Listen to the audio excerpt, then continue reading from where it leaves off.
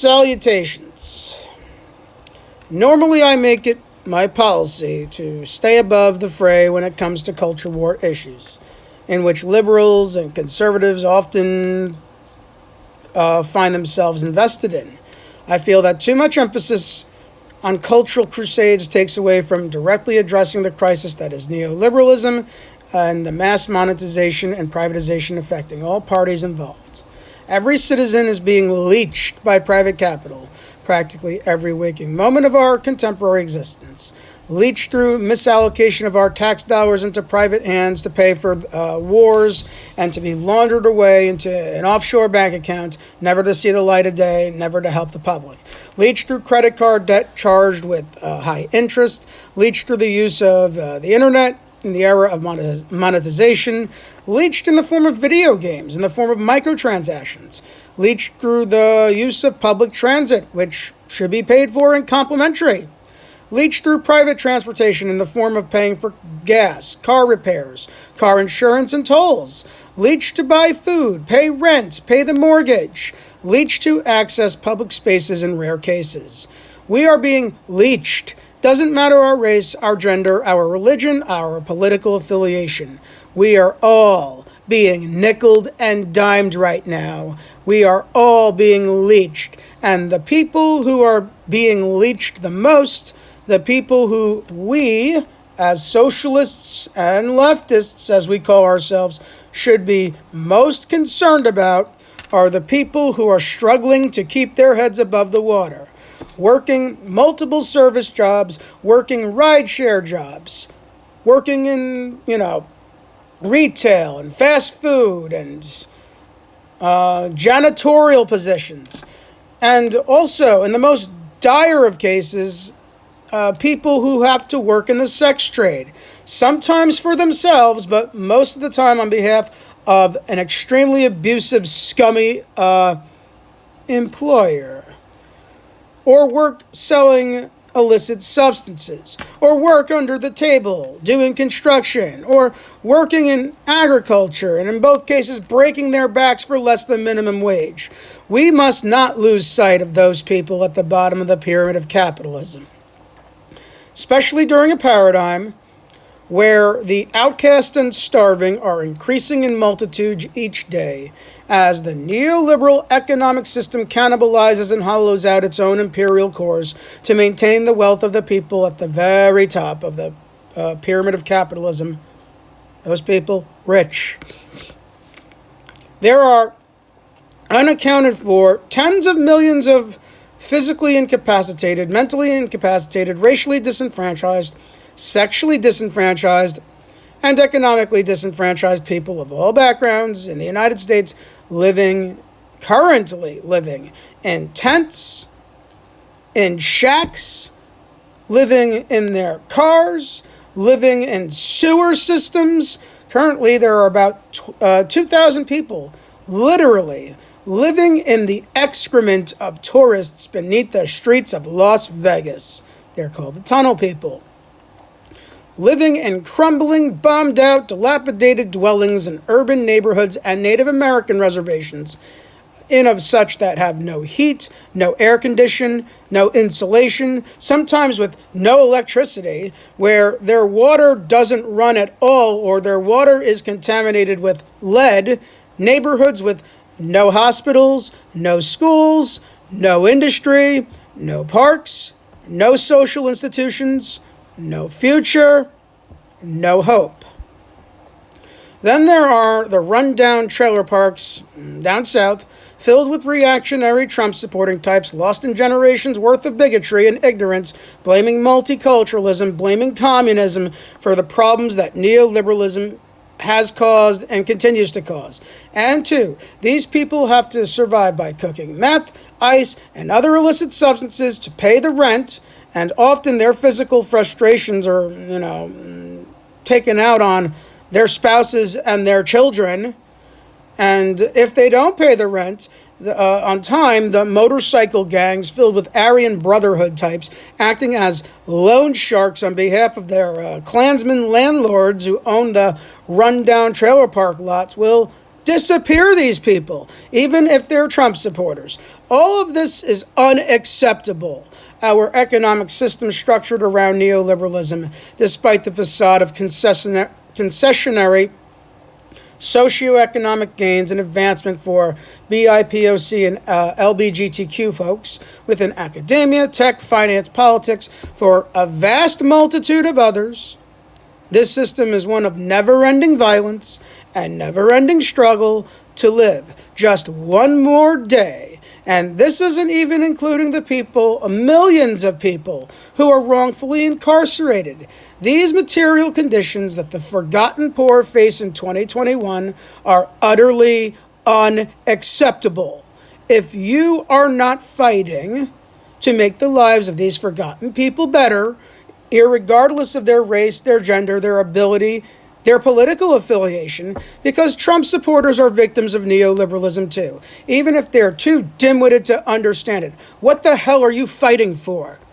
If you are not working to perform a socialist exorcism on the rotten and foul demonic specters of Ronald Reagan, Margaret Thatcher, and Milton Friedman, whose transatlantic economic policies terrorize third world countries and the Middle East, and whose economic policies are sucking the life and labor out of this country and this planet. Stop fighting.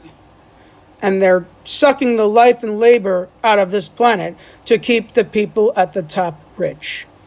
You are wasting your time on never-ending culture wars and the 1%, and their dwindling middle class co-conspirators, both liberal and conservative, placed before you to divert your attention away from the crisis that we seek to put an end to. Stop wasting our time with your pseudo-intellectual babble about class reductionism, red-brown alliances, and other poisonous, counterproductive hobgoblins that pretentious New York Times reading, NPR listening, snooty, busybody liberal academics who think the world should be one massive safe space where no one should be offended, and controlled opposition such as Vosh are spouting, because the real fascists are the people who allow themselves to be diverted away or deliberately divert others away from extirpating the vile and parasitic demonic specters of Reagan, Thatcher, and Friedman, the unholy trinity of neoliberalism, still possessing our political and economic system, still sucking the soul out of this country and sucking the soul out of this planet to keep the 1% rich. This is not a struggle for social media influencer points. This is a struggle of attrition, where people die directly and indirectly every day from the violence of austerity waged on them. Which takes me to the next Netflix strike. Following the aftermath of Dave Chappelle's latest Netflix special, a trans employee of Netflix, Tara Field, had tweeted that Chappelle attacks the trans community and the very validity of transness, conflating the content of his stand-up performance to real-world violence. Netflix purportedly offered an alternative explanation that Field was supposedly suspended because she had attended a meeting that she was not invited to, which she actually was. But company later conceded that she had no ill intent. In addition to Ms. Fields, an employee named B. Pagels Minor, another trans employee, was fired for allegedly leaking sensitive company information to the press, which she has denied. As a result of this controversy, college-educated, professional-class, politically liberal tech workers have went on strike in solidarity with Ms. Field and B. Pagels Minor. The purpose of this walkout, which not technically a strike, but a walkout, but may soon turn into a strike, is to get Netflix to acknowledge the harm caused by Dave Chappelle's transphobic jokes and to pledge to invest in more LGBTQ content. All right. Now, all of this controversy happened because Dave Chappelle decided to be edgy, and he was trying to be edgy, and challenge the cultural hegemony of institutional liberalism, which I interpret has co-opted the struggle of trans people as a means to project their struggle for them into every social avenue conceivable. And to the point where there are fierce contradictions and controversies arising between trans feminists and cisgender feminists over questions of what constitutes as being female. As a heterosexual cisgender male, neither personally knowing the trans female experience or the cis female experience, these contradictions are to be addressed by the parties in dispute, parties that of which I am not personally affiliated with. Okay, on the other hand, while I don't think Dave Chappelle should be canceled, in the context that there have been far more offensive comedy acts before him, Richard Pryor, Lenny Bruce, Joan Rivers, and Sam Kinison, and not for nothing, not even 65 years ago, Dave Chappelle would have been canceled just for, the color of his skin.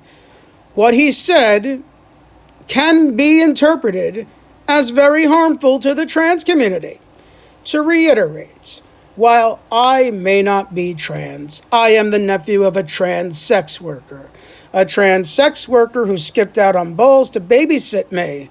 And not just any trans sex worker, oh no. Arguably the most tragically infamous trans sex worker in modern American history.